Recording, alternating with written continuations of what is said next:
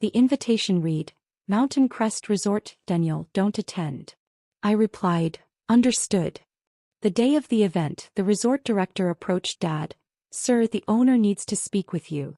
They pointed at me. Dad's face went white. Security waited for my instructions. But let me start from the beginning. Let me tell you about my father's 65th birthday party, and how it became the moment everything changed. My name is Daniel Richardson.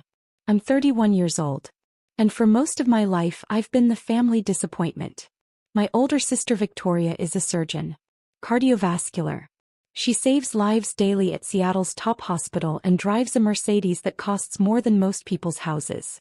My younger brother James is a corporate attorney. Partner at a downtown firm before he turned 35. He wears suits that cost $3,000 and has photos with the governor on his office wall.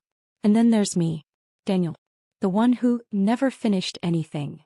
The one who dropped out of law school after one semester. The one who started some internet thing that the family never quite understood. At family gatherings, the introductions went like this.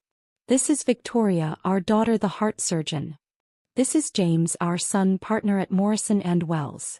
This is Daniel, our other son. He does website work? Online stuff. The pause before my introduction always lasted 2 seconds longer than everyone else's. I never corrected them. Never explained that my internet thing was actually a SaaS platform for enterprise resource management. Never mentioned that I'd sold my first startup for $8 million in 2019 and used that money to build something bigger. Never brought up the fact that my current company, Zenith Solutions, was valued at $180 million and served clients in 14 countries. I was watching, testing, waiting to see if anyone would ask the right questions. They never did. In 2021, I made an unusual investment. Mountain Crest Resort, a luxury property 3 hours north of Seattle. 50 acres of pristine wilderness, a main lodge with 35 rooms, private cabins, a world-class restaurant and event facilities that could host up to 300 guests. The previous owners were retiring. They'd listed it at $28 million. I paid $25 million cash through an investment LLC called Summit Holdings. Why buy a resort? Partly because the financials were solid. High-end destination properties were appreciating rapidly. Partly because I wanted a place where I could think without the noise of the city. And partly because my family had been holding events there for years, and I was curious what they'd do if they had to ask permission from the owner. I kept the existing management team. The resort director, Patricia Chin, had been running operations for 8 years. She was exceptional at her job. When I met with her after the acquisition, I had one specific request. Run everything as you normally would. I'm a silent owner. But if my family books an event here, I want to know about it. Patricia raised an eyebrow. Your family. The Richardsons. My father is Thomas Richardson. They've held events here before. I remember them. They booked a corporate retreat 2 years ago. And I believe there was an anniversary party. Exactly. If they book again, let me know. But don't tell them I own the property. She looked at me for a long moment. May I ask why? I'm conducting an experiment in human behavior. She smiled. Understood. I'll keep you informed. For 3 years, Mountain Crest operated under my ownership. Revenue increased 34%. Guest satisfaction scores hit all-time highs. And my family continued to have no idea that their disappointing son owned their favorite venue. The email arrived 6 weeks before Dad's birthday. Not addressed to me personally. It was a mass email sent to the extended family through my mother's account. You're invited to celebrate Thomas Richardson's 65th birthday at Mountain Crest Resort. Saturday, October 14th. Cocktails at 6 p.m., dinner at 7 p.m. Black tie. 180 guests. RSVP by September 30th. I was on the email list. Barely. My address was at the bottom after second cousins I'd met twice. I replied to the group email. Sounds great. I'll be there. 3 days later, I received a separate email. From my father's personal account. Not the group thread. Daniel. Regarding the birthday celebration. After some consideration, your mother and I have decided this should be an adults-only event. Given the formal nature and the guest list, which includes several of my business associates and high-level contacts, we feel it's best to keep the atmosphere professional. We know you're busy with your computer projects anyway. Perhaps we can do a separate dinner for your birthday next month. That. I read it 3 times. Adults only. As if I were a child who might embarrass him in front of his business associates. I was 31 years old. I ran a company worth $180 million. I had just closed a contract with a Fortune 100 company worth $4.7 million annually. And my father was uninviting me to his birthday party. I replied, "Understood. Enjoy the celebration." His response came an hour later. "Appreciate you understanding. This is important for my professional reputation." I forwarded the entire email chain to Patricia at Mountain Crest with a simple note. "This is the event I mentioned. Let's discuss details." Patricia called me that afternoon. "Your father's assistant contacted us yesterday," she said. "They're requesting the grand ballroom, premium bar service, the 7-course tasting menu and exclusive use of the grounds for the evening. Estimated cost, $85,000. And they have no idea I own the property. None whatsoever. They negotiated rates with our events manager like any other client. Perfect. Approve everything they want. Give them the presidential treatment. I want this to be the best event Mountain Crest has ever hosted. Daniel, can I ask what you're planning?" "I'm planning to attend my father's birthday party." "But he uninvited you." "He uninvited me from his event. But he can't uninvite the property owner from his own resort." I could hear the smile in her voice. "Understood. What do you need from me?" "Nothing unusual. Just run the event perfectly. I'll arrive around 6:30 p.m. When my father asks what I'm doing there, that's when I'll need you." "I'll be ready." I didn't tell anyone I was coming. My phone stayed silent. No calls from family asking why I wasn't attending, no one checking if I was hurt by the exclusion. The silence was its own answer. Victoria called once, but it was about something else entirely. "Daniel, do you know anyone who does website updates? The hospital's donation page is broken." "I might know someone," I said. "Great. Can you ask around? We need someone cheap though. The budget is tight." My company had a web development team of 47 people. Our smallest contract was $200,000. But she was asking if I knew someone cheap. "I'll see what I can do," I said. "Thanks." "Oh, are you going to Dad's party?" "I wasn't invited." "What? That's weird. Must be an oversight. You should call Mom." "It wasn't an oversight. Dad specifically uninvited me." Silence on the line. Then, "Oh, well, I'm sure he has his reasons. You know how he is about professional events." "I do know." "Okay, well, let me know about the website person. Bye." She hung up. Never asked if I was okay. Never questioned why our father would exclude me. James didn't call at all. October 14th arrived with perfect fall weather. Clear skies, temperature in the mid-60s, leaves turning gold and red across the mountain landscape. I drove up to Mountain Crest alone, arriving at 6:15 p.m. I parked in the private owner's spot behind the main lodge, a space the guests would never see. I was wearing a custom Tom Ford tuxedo that cost $8,000. Not because I needed to prove anything, but because I wanted to look exactly like what I was. Successful on my own terms. Patricia met me at the private entrance. "Everything's ready," she said. "Your father's party is in full swing. 178 guests. The dinner service begins at 7 p.m. Your father just finished his cocktail hour speech thanking everyone for coming." "Did he mention me?" "He mentioned Victoria's achievements in cardiology and James's recent case victory. He thanked them for being exactly the successful children he'd hoped to raise." I felt something cold settle in my chest. "I see. Daniel, are you sure you want to do this?" "I've never been more sure of anything." We walked through the service corridor to the main lobby. I could hear the party. Laughter, conversation, the gentle music of a string quartet I'd specifically approved for the event. "One more thing," Patricia said. "Your father's assistant called yesterday asking about extended hours. They want the party to go until 2 a.m. Open bar throughout."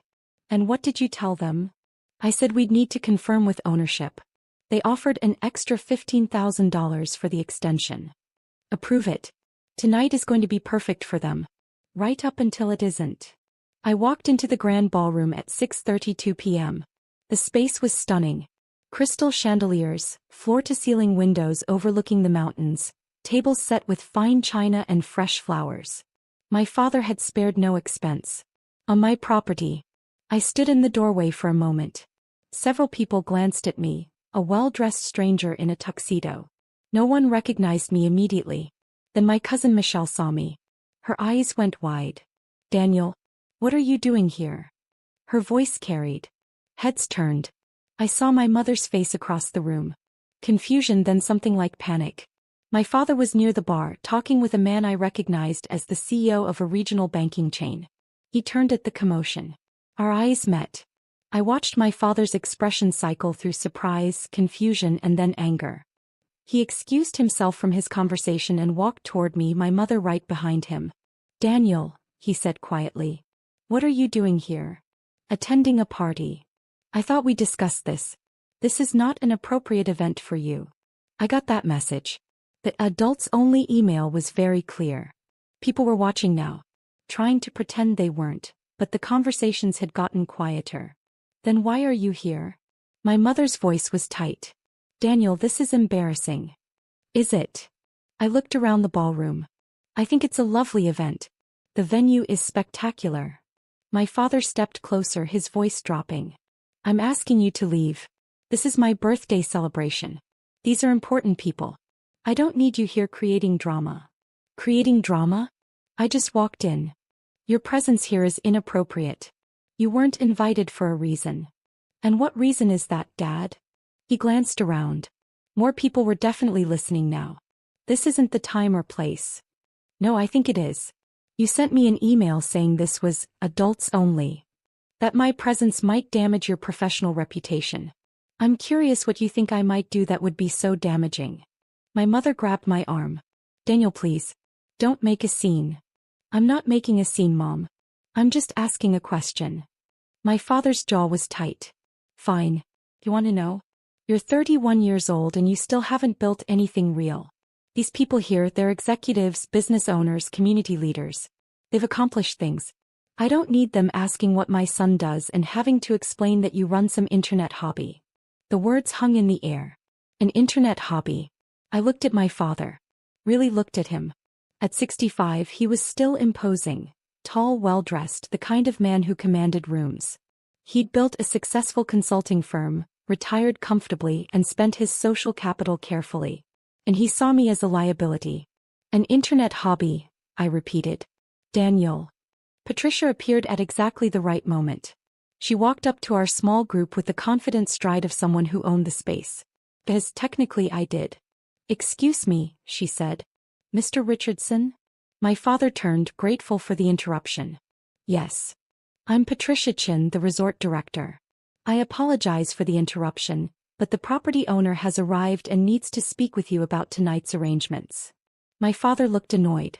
Can't this wait? I'm in the middle of my party. I'm afraid not, sir. There's been some confusion about the event authorization. What confusion? Everything was confirmed weeks ago. Patricia gestured toward me. Perhaps the owner can explain. Mr. Richardson, this is Daniel Richardson. The property owner. For 3 full seconds nothing happened. My father stared at Patricia. Then at me. Then back at Patricia. That's not funny, he said. I'm not joking, sir. Patricia produced a tablet and pulled up documentation. Summit Holdings LLC acquired Mountain Crest Resort in 2021. Daniel Richardson is the sole owner and managing member. She turned the tablet so my father could see. Articles of incorporation. Property deed. All with my name. The color drained from his face. My mother made a small sound. Daniel, you own this place. I do. Bought it for $25 million 3 years ago. Victoria had appeared next to us. Wait, you own Mountain Crest? This entire resort? Yes. James was there too now, phone in hand like he was ready to fact-check everything. That's impossible. You don't have that kind of money. I sold my first company for $8 million in 2019. Used it to build Zenith Solutions. Current valuation, $180 million. Bought this property as an investment. It's appreciated to about $32 million now. I watched them process this. All 4 of them. My father, my mother, Victoria, James. Their faces showed the same sequence. Disbelief, confusion, recalculation. You told us you did website work, my mother said weakly. You assumed I did website work. I actually run an enterprise software company with 200 employees across 4 countries. We serve clients like Boeing, Amazon, and Microsoft. Last year's revenue was $47 million. My father found his voice. Why wouldn't you tell us this? I did tell you. Multiple times. You just didn't listen. No, you said you did internet stuff. Computer projects. And you never asked for details. Not once in 10 years. You just decided it was a hobby and stopped paying attention. Patricia was still standing there, tablet in hand. Mr. Richardson, should I inform the guests that tonight's event is approved by ownership? There was some concern about the arrangements. I looked at my father. At his expensive suit and his shocked face and his birthday party full of important people. Tonight's event is fully approved, I said. In fact, I'm upgrading the bar to top-shelf spirits. No additional charge. Happy birthday, Dad. Daniel. Enjoy your party. All 178 guests. I've made sure everything is perfect. The 7-course meal, the string quartet, the extended hours until 2 a.m. All arranged on my property. I started to walk away, then turned back. Oh, and Dad? About my internet hobby. Zenith Solutions was named to the Inc. 5000 list of fastest-growing companies for 3 consecutive years. I was featured in Forbes 30 Under 30. And last month I closed a contract with the Department of Defense worth $12 million over 2 years. I let that sink in. But I understand why you wouldn't want me at your adults-only party. Clearly, I haven't accomplished anything real. I didn't leave. That would have been too easy. Instead, I walked to the bar and ordered a scotch. The bartender, who knew exactly who I was, served me a 25-year Macallan. On the house, Mr. Richardson, he said quietly. I took my drink and moved to the edge of the ballroom. Several guests approached me, curious about the commotion they'd witnessed. Are you really the owner? One woman asked. I am. This is a beautiful property. How long have you owned it? 3 years. We've made significant improvements to the facilities and increased our sustainability initiatives. What do you do when you're not running a resort? I run a software company. Enterprise Resource Management Solutions. She was genuinely interested. We talked for 10 minutes about technology, business scaling, and mountain property investments. She handed me her card. She was a venture capital director looking at tech investments. We should talk, she said. Your company sounds interesting. Across the room I could see my family in a tight cluster. My father kept glancing at me. Victoria looked shell-shocked. James was on his phone, probably searching for information about Zenith Solutions. My mother broke away from the group and walked over. Daniel, can we talk? Privately. Of course. We stepped out onto the terrace. The October air was cool, the view of the mountains spectacular. Why didn't you tell us? She asked. About which part? The first company I sold. The second company I built. The resort I bought. The Forbes feature. Which accomplishment exactly did you want to hear about? Any of it. All of it. Mom, I tried. For years. Every family dinner I'd mention projects I was working on. Contracts I'd signed. You'd smile and nod and then immediately change the subject to Victoria's surgeries or James's cases. We didn't know it was that serious. You didn't ask. There's a difference. She was quiet for a moment. Your father is very upset. I imagine he is. He didn't mean what he said. About you not building anything real. He did. He's believed that for years. Tonight just made him say it out loud. Daniel. Mom, I was uninvited to Dad's 65th birthday party. Not because of a space limit. Not because of budget constraints. Because he was embarrassed of me. He explicitly told me my presence would damage his professional reputation. He was just stressed about the event. Stop. Please stop making excuses for him. She looked at me with tears in her eyes. What do you want from us? Nothing. I don't want anything from you anymore. That's the point. I walked back inside, leaving her on the terrace. At 7 p.m. dinner service began. I sat at a small table in the back. A table I'd specifically had added to the seating chart. The 7-course meal was extraordinary. Seared scallops, duck confit, wagyu beef, each course paired with wines I'd personally selected from the resort cellar. My father gave another speech between the fourth and fifth courses. He thanked everyone for coming. He talked about his career, his accomplishments, his wonderful family. I'm blessed with 3 incredible children, he said. Victoria, who saves lives every day. James, who fights for justice. And Daniel, who is finding his way in the world. Finding his way. I was sitting in a ballroom of the resort I owned, drinking wine from my own cellar, listening to my father tell 178 people that I was still figuring things out. Several guests glanced at me. They'd heard the earlier conversation. They knew the truth now. After dinner, as people mingled and the dancing began, a man approached my table. Daniel Richardson? Yes. I'm Robert Chin, CEO of Pacific Systems. I heard an interesting conversation earlier about you owning this property. That's correct. I also heard you run Zenith Solutions. We've been looking at your platform for our operations management. Impressive work. We talked for 20 minutes. He asked intelligent questions about our architecture, our security protocols, our scalability. He understood exactly what I'd built. I'd like to schedule a demonstration, he said.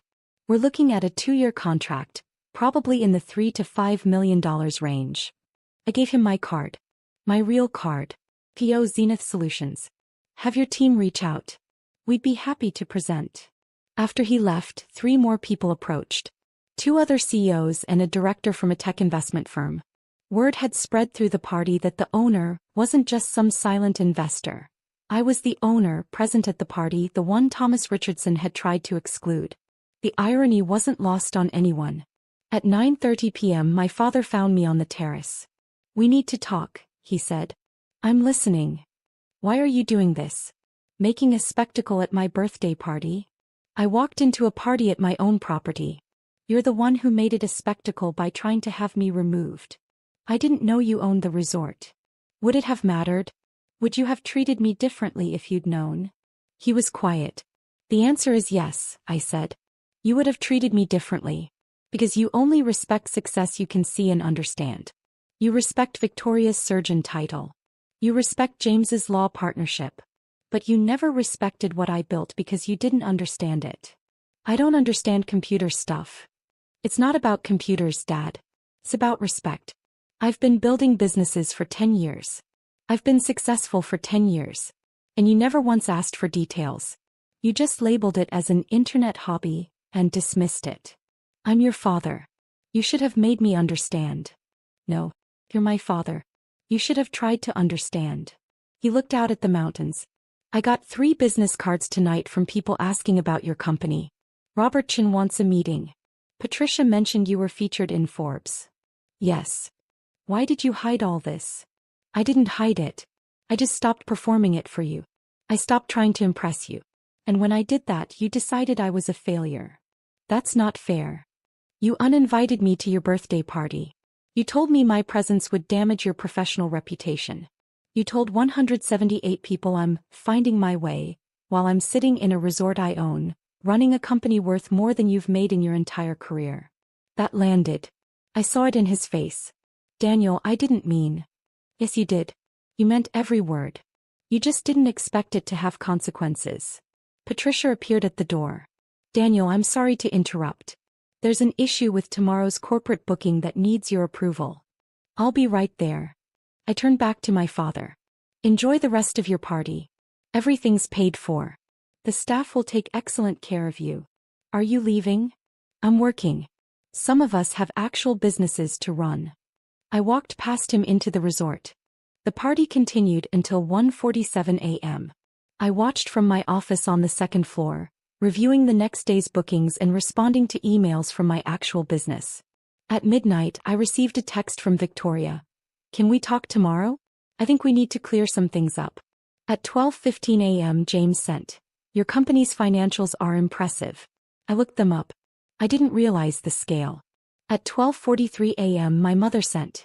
Your father is very hurt. Please call me tomorrow.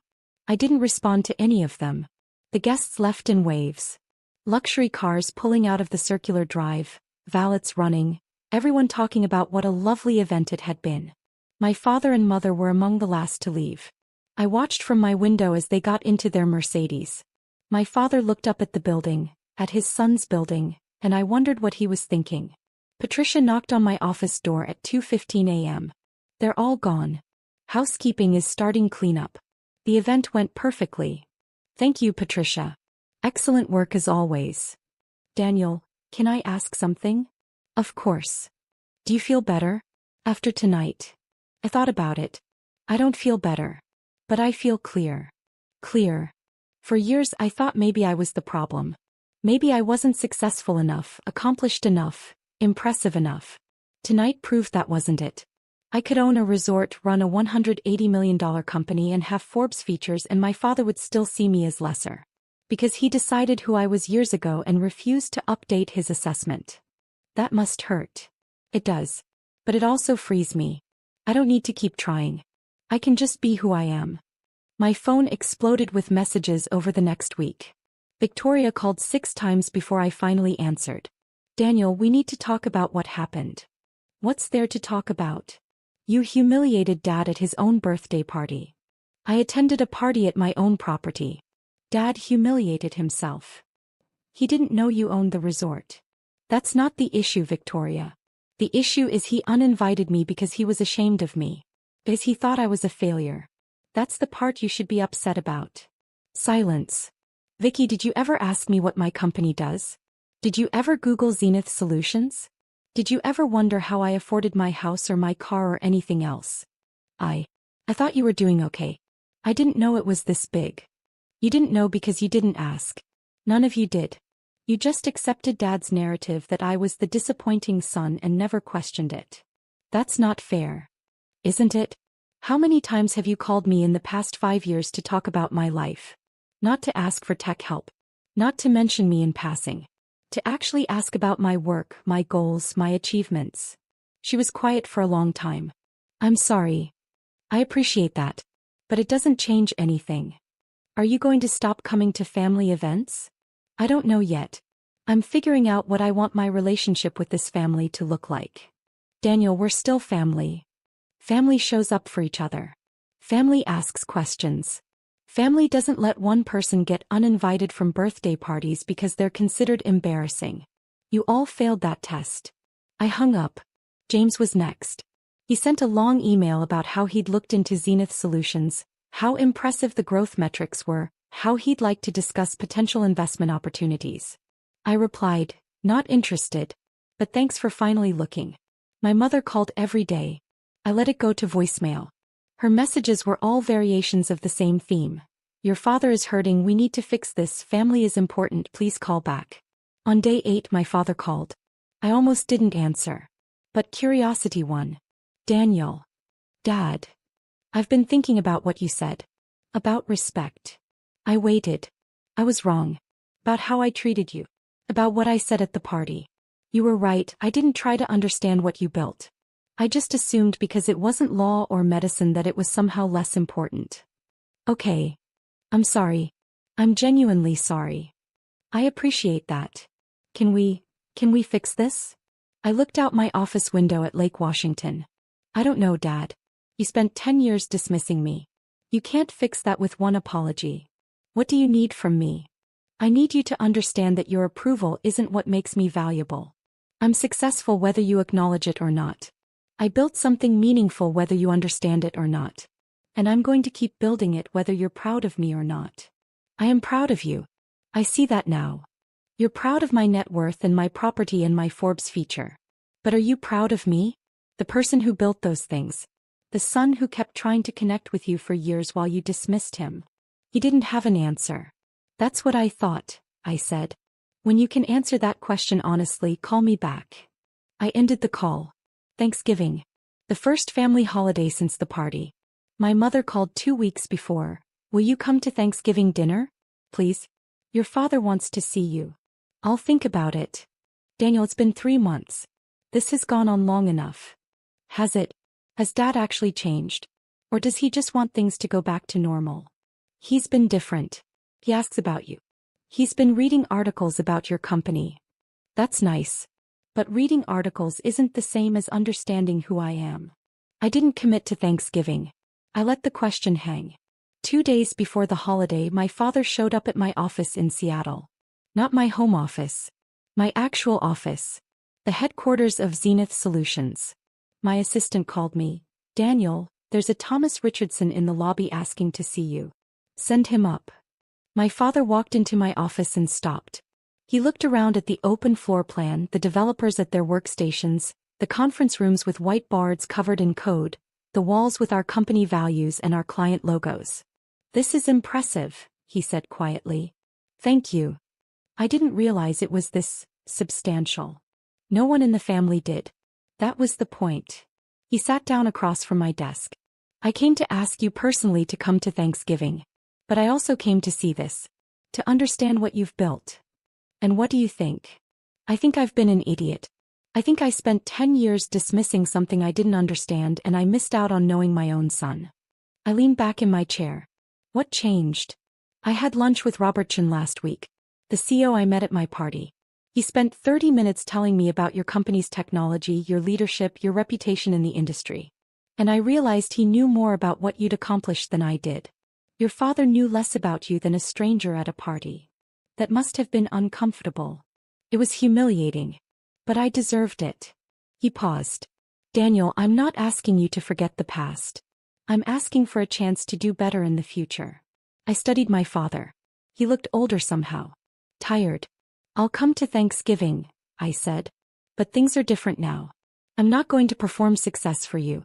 I'm not going to prove myself. I'm just going to be myself. And if that's not enough, then we'll know where we stand. That's fair. He stood to leave, then turned back. For what it's worth, I told your mother and Victoria and James that they need to apologize too. What happened wasn't just my fault. They all participated in dismissing you.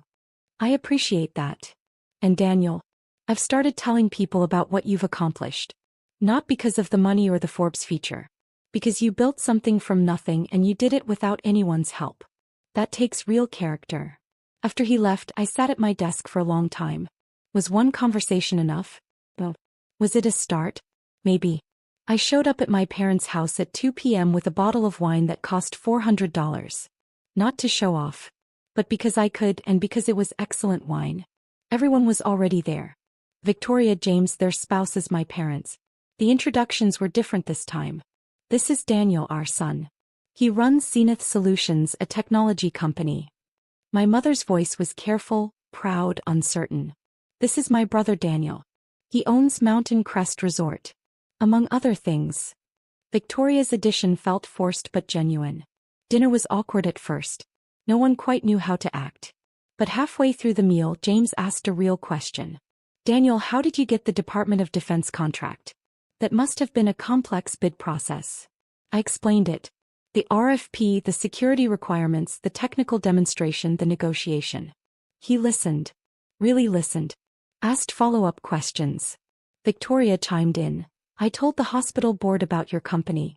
They're interested in your resource management platform for our surgical scheduling. Have them reach out.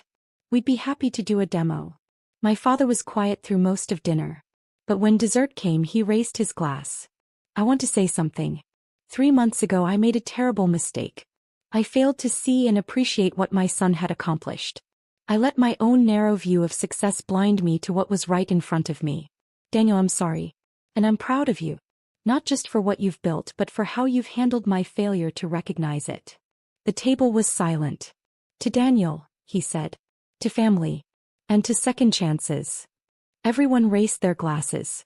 I looked around the table. At my family, imperfect and flawed and trying. To second chances, I said. But earned ones. We drank. It wasn't perfect. It wasn't a fairy tale resolution. But it was honest. And for the first time in 10 years I felt like my family was actually seeing me. Not the disappointing son. Not the internet hobby guy. Just Daniel. The person I'd been all along. The one who'd built something real with or without their approval. The one who owned the resort where they'd tried to exclude him. The one who didn't need validation anymore, but was willing to accept genuine effort. That was enough.